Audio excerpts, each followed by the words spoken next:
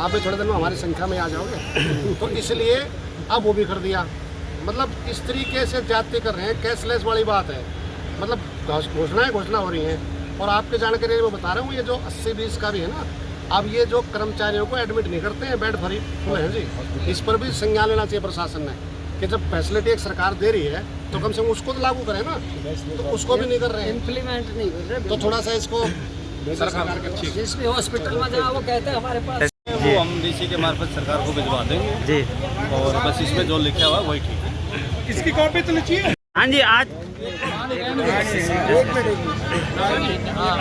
प्रधान जी आज ज्ञापन देने पहुंचे हैं और डीसी के माध्यम से, तहसीलदार के माध्यम से गवर्नमेंट पेंशनर फेडरेशन के आह्वान पर जी और रिटायर्ड कर्मचारी संघ हरियाणा जो हमारा पेंशनर फेडरेशन है, उसके बैनर के तले पूरे प्रदेश में ये प्रदर्शन हुए हैं। यहाँ हमारे जो राज्य के उपाध्यक्ष आजाद शर्मा जी, उसके अध्यक्षता में कार्यक्रम हुआ है। हमारे यूएम खान जी, लज्जाराम जी, सतपाल नरवत जी, सारे लोग हमारे कमेटी के लोग हैं। और प्रदर्शन करते हुए सैकड़ों की संख्या में यहाँ पेंशनर आए हैं। तो इसलिए अभी ज्ञापन प्रशासन को हमने दिया है प्रधानमंत्री के नाम। तो इसमें हमने मांग की है कि जो हमारे बात है, मांग है, 80 साल की उम्र में 20% पेंशन की बढ़ोतरी होती है।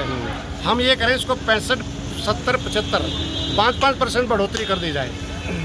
8 में जो पे कमीशन है, अभी सरकार ने बजट में 25 मार्च को वित्त विधेयक पास करके जो पेंशनर 1 जनवरी के बाद होंगे उनको मिलेगा उसका लाभ। 31 दिसंबर 2025 वालों को नहीं मिलेगा। जो बांटने की पॉलिटिक्स है इसकी, वो पेंशनर को भी इन्होंने बांट दिया है। तो उसके खिलाफ हम बात कर रहे हैं। 18 महीने का कोरोना काल में जो महंगाई भत्ता, महंगाई राहत रोक रखी है, जब 2 लाख रुपए जीएसटी कलेक्शन हर साल का तुम दावा कर रहे हो, तो फिर ये महंगाई भत्ता हमारे को क्यों नहीं दे रहा? इस बात का जवाब इनके पास नहीं है। पोस्टें खाली पड़ी हैं, उनको नहीं भरा जा रहा। कोर्ट के आदेश हैं कि जिसने 1 साल की सर्विस पूरी कर ली है उसको इंक्रीमेंट दी जाए, यानी कि 30/6 को जो रिटायर होगा उसको इंक्रीमेंट नहीं मिलेगी, 1/7 को मिलेगी, क्योंकि उसने तो 1 साल तो पूरा कर लिया 30/6 को। तो इसीलिए मतलब दिसंबर में भी ये भी, तो इसकी बात हम कर रहे हैं। कोर्ट का फैसला भी है, लेकिन उसके बावजूद लागू नहीं कर रहे हैं। तो आज प्रदर्शन पूरे प्रदेश में हुआ, प्रधानमंत्री ने नाम ज्ञापन दिया है। अगर ये बात नहीं सुनते हैं तो ऑल इंडिया की हमारी जो फेडरेशन है एक बड़े आंदोलन की घोषणा करेगी। बाकी आपने अनंगपुर की बात करी है, इस्लाम कॉलोनियाँ भी तोड़ी जा रही हैं, उनकी भी बात की है, उनका भी समर्थन किया है। तो क्या कहना चाहिए, कितना अन्याय हो रहा है इनके साथ? फरीदाबाद जी औद्योगिक नगरी है जी। यहाँ मजदूर स्लम बस्तियों में, कच्ची कॉलोनियों में रहते हैं जी। बिल्कुल। अनंगपुर गांव तो 1000 साल पहले बसा हुआ गांव है अरावली पे, उसको भी अब तोड़ा जा रहा है सुप्रीम कोर्ट के नाम पर। सुप्रीम कोर्ट का आदेश है जी। हम ये पूछना चाहते हैं कि सुप्रीम कोर्ट का ही आदेश था कि जो हमारे जो अपॉइंटमेंट होगा मुख्य चुनाव आयुक्त, तो उसमें प्राइम मिनिस्टर, नेता विपक्ष और चीफ जस्टिस ऑफ इंडिया होगा। उसको क्यों बदल दिया? जब उस कानून को, आदेश को बदल सकते हैं, तो अरावली के संदर्भ में जो कानून है उसको बदल करके इस अनंतपुर गांव को बचाया जा सकता है। और बाकी कॉलोनी में जो तोड़फोड़ हो रही है, निश्चित तौर से हम उसकी निंदा करते हैं। अगर मजदूरों को उधाड़ा जाएगा तो यहाँ मजदूर विहीन, मतलब ये फरीदाबाद हो जाएगा, बाहरी संकट पैदा होगा, कंपनियों में लेबर मिलना बहुत मुश्किल हो जाएगा। इसलिए सरकार पुनर्विचार करे, इस तोड़फोड़ की कार्रवाई के पूरी तौर से बंद हो, और जहाँ झुग्गी वहीं मकान, जहाँ खोखा वहीं दुकान, इस पे नीति पर चलते हुए इनको पुनर्वास की व्यवस्था करें। ठीक। प्रधान हैं आशा शर्मा जी। प्रधान जी, आज देख रहे हैं जिस तरह से माहौल है, जो रिटायर कर्मचारियों को सम्मान नहीं दिया जा रहा है, जो मौजूदा हैं युवा वो बेरोजगार घूम रहे हैं और कॉलोनियों को उजाड़ा जा रहा है, कहीं ना कहीं तानाशाही व्यवस्था दिखाई दे रही। क्या कहना चाहेंगे ऐसी व्यवस्था के लिए? आज ज्ञापन भी दिया जी। ऐसी व्यवस्था के लिए आज पूरे हिंदुस्तान में हमारा प्रदर्शन है। डीसी के माध्यम से प्रधानमंत्री और जो हमारी वित्त मंत्री हैं उनके नाम ज्ञापन भेजा जा रहा है पूरे प्रदेश में जी। जो ये हमें पेंशनर को बांटने की कोशिश कर रहे हैं, तो आज पेंशनर जितने भी हैं सभी पूरे देश में आज इस तरह का प्रदर्शन कर रहे हैं। जहाँ तक 8वें वेतन आयोग की बात है, मार्च 25 में इसकी घोषणा की थी, अभी तक बैठाया नहीं है। हमारी ये मांग है कि जल्दी से 8वां वेतन आयोग गठित किया जाए और गठित करके उसको लागू किया जाए। और लागू करने में भी सरकार ये कह रही है कि भाई जो 31 ये अपना 31-25 तक रिटायर होंगे, 2000 पर रिटायर होंगे, उनको ये नहीं मिलेगा 8वां वेतन आयोग। और जो 1-1-26 को रिटायर होंगे उनको बिल्कुल नहीं मिलेगा, उन तक ही मिलेगा, 25 तक ही। तो पेंशनर को आपस में बांटने की कोशिश कर रही है, हम ये होने नहीं देंगे। जहाँ तक कम्यूटेशन की बात है, हमारा कम्यूटेशन जो हमारे लोग हैं उन्होंने वो किया है, और आप भी लगा के देख लो, जो कटौती कर रहे हैं हमारे वेतन में से, ये 10 साल और 8 महीने की होनी चाहिए, जो 15-15 साल तक काट रहे हैं। अभी हमने सरकार में केस डाला था, स्टे मिल गया, स्टे के बाद 6 महीने हमें लगातार बढ़ के जो हमारी होनी चाहिए वो दे दी, और उसके बाद सरकार ने फिर स्टे तोड़ दिया, विकेट कर दिया, और उसके बाद में फिर हमारा डबल सरकार ने चंडीगढ़ से ही काट लिया। तो इसकी भी हमारी मांग है, जो हमें आज 80% कह रहे थे, जो 80 साल में 20% हमें मिलता है, वो हम कह रहे हैं कि 80 साल तक हमारे 3 या 5% कर्मचारी बचते हैं, ऊपर पहुंच जाते हैं, जिंदे ही नहीं रहते। तो हमारी ये मांग है 65 साल में 5%, 70 साल में 5% और 75 साल में 5% करके, और 80 साल में 20% हो जाए, ताकि कुछ कर्मचारियों को उसका लाभ मिल सके। इसलिए हमारी ये मांग है। और कोरोना काल में 18 महीने का जो डीए हमारा बकाया कर्मचारियों का, सरकार ने ये कह के रोक लिया था कि अभी सरकार के पास घाटा है, कोरोना में पैसे लग गए हैं, तो व्यवस्था सुधारने में वो 18 महीने का डीए सभी कर्मचारियों का आज बकाया, उसकी मांग है। दूसरा ये है 1.5 लाख पद खाली पड़े हैं सरकार में पक्के होने के लिए, जो कच्चे कर्मचारी हैं उनको निकालने की बात कर रहे हैं। हम ये कह रहे हैं उनको क्यों निकालो, जो 1.5 लाख पद खाली पड़े हैं, इतने कर्मचारी हैं भी ना, उनको पक्का करके उन पदों को भर दो, ये हमारा कहना है। कल को आप मिल रहा था, सरकार उसको छीनने की कोशिश कर रही है, और पेंशनरों को आपस में बांटने की कोशिश कर रही है। एक विधेयक पास किया है सरकार ने 25 को, के जो कर्मचारी 31 दिसंबर 25 तक रिटायर होंगे उनको 8वें वेतन आयोग का लाभ मिलेगा, और 1 जनवरी 26 से जो रिटायर होंगे उनको 8वें वेतन आयोग का लाभ नहीं मिलेगा। इसके लिए हम पूरे प्रदेश में जितने पेंशनर हैं, आज सभी पूरे देश में डीसी ऑफिस पे प्रदर्शन कर रहे हैं। दूसरा, सरकार ने जब कोरोना काल आया था, ये कहा था कि हमारे जो स्वास्थ्य के कर्मचारी थे उनसे ये कहा था कि ये कोरोना योद्धा है, 1 महीने की तनख्वाह हम इनको फालतू देंगे। और 1 महीने की तो चलाई क्या फालतू, आपने जो मिल रही थी उसमें से भी कटौती की।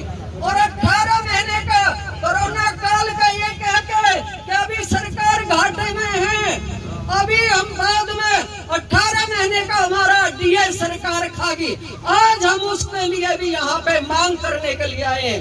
वेतन आयोग बैठाने की बात करी थी 25 में, और अब 26 आधा चला गया। हमारी ये मांग है कि 8वां वेतन आयोग अभी तक क्यों नहीं बैठाया गया, उस 8वें वेतन आयोग को भी बैठाएं, और हमारी इंक्रीमेंट काट ली, और अभी जो पीछे हमें वो मिली थी कम्युनिटेशन, वो सरकार ने नए कानून ला रही है।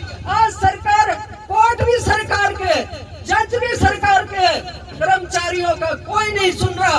हम ये कहते हैं जो कर्मचारियों की और गरीब लोगों की आवाज उठाते हैं उनको ये दफन कर देते हैं, उनके ऊपर FIR लागू करते हैं, CBI बैठाते हैं, उनके ऊपर ED बिठाते हैं। कुछ लोग ऐसे हैं जो आवाज उठा रहे हैं, उनको उस तरह खत्म करने की कोशिश कर रहे हैं। और आज हम ये कहना चाहते हैं कि पूरे हिंदुस्तान का रिटायर्ड कर्मचारी आज आपके साथ ये होने नहीं देगा जो हमारे साथ जास्ती हो रही है।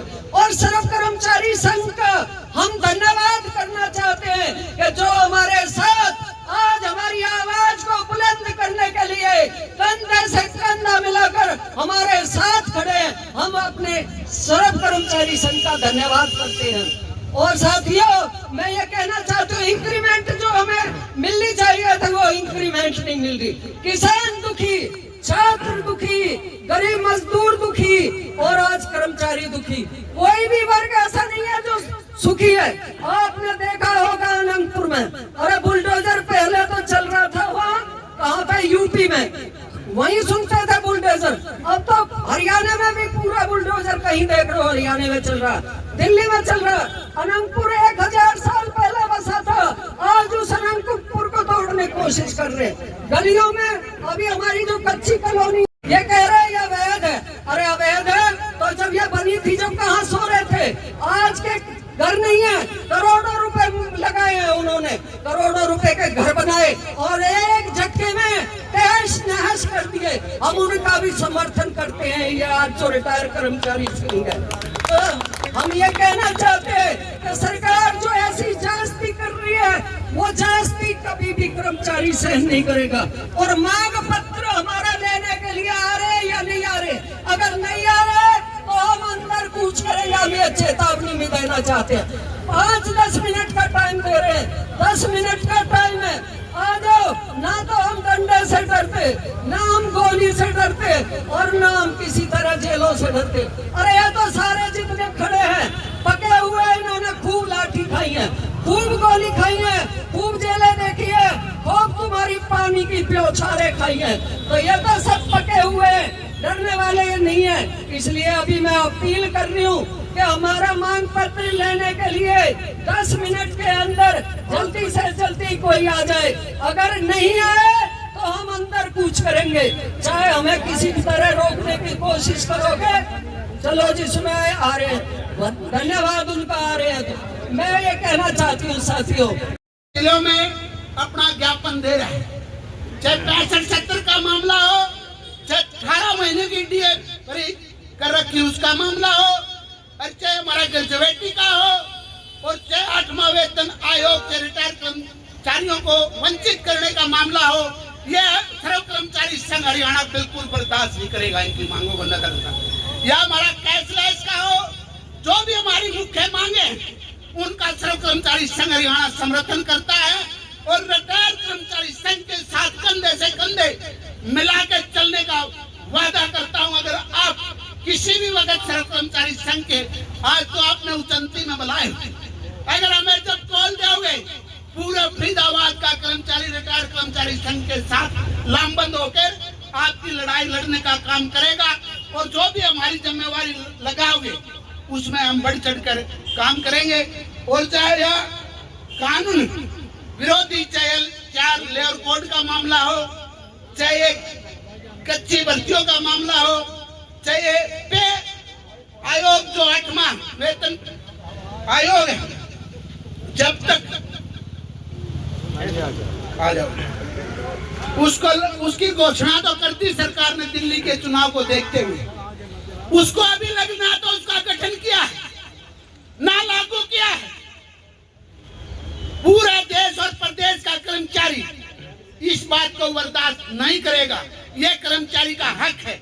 8वां वेतन आयोग जब तक लागू नहीं करेंगे, जब तक ये कर्मचारी सड़कों पर अपना हक और हकूक के लिए लड़ते रहेंगे। चाहे कच्चे कर्मचारी को पक्का करने का हो, चाहे हमारी चाहे 18 महीने की डीए फ्रीज कर रखी है कोरोना काल में, उसका मामला हो, इनको सभी को लेकर, अपनी मांगों को लेकर हम लामबंद होएंगे।